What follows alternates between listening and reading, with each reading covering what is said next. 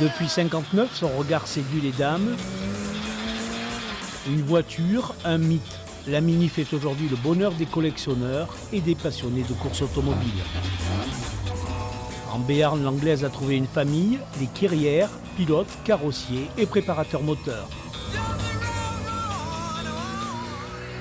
Des Mini, mais surtout des bolides de course. Le rapport prix, on va dire performance, c'est, je pense, quasiment inégalé. C'est une voiture qui peut être devant des voitures très puissantes, des Maserati, Ferrari, etc., des voitures qui coûtent millions d'euros. Mais la Mini est toujours là. L'univers Mini, on le respire au Mini World Center, le garage familial. Le père Gérard est à la manœuvre, un passionné depuis près de 50 ans. C'est bon, il est bloqué ? Monsieur Tout-le-Monde peut amener sa Mini, ici un break countryman est opéré.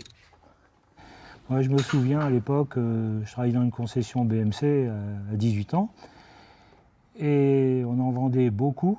Ces voitures-là, elles sortaient neuves à l'époque. On en vendait beaucoup pour les femmes.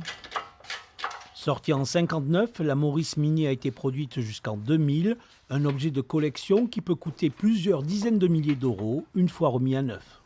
Les gens veulent se faire plaisir avec des anciennes, qu'on roule moins vite, mais on a l'impression de rouler plus vite. Nous, on a des clients qui ont des grosses voitures et ils ont une Mini. Des chromes astiqués, un moteur rutilant. Tu fais monter la pression d'huile, puis après je vais commander ici, au niveau des carburateurs. Un bruit de moteur de course, 130 chevaux pour un 4 cylindres de 1000 cm3, un travail d'orfèvre. La conception de base, c'est la même que ces petits moteurs qui faisaient 45, même 35 chevaux. Et donc là, 130 chevaux sur ces moteurs-là, c'est assez compliqué.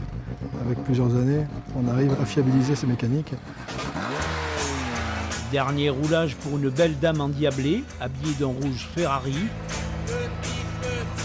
Comme 3 autres Mini préparées en Béarn, elle sera engagée au Grand Prix historique de Pau.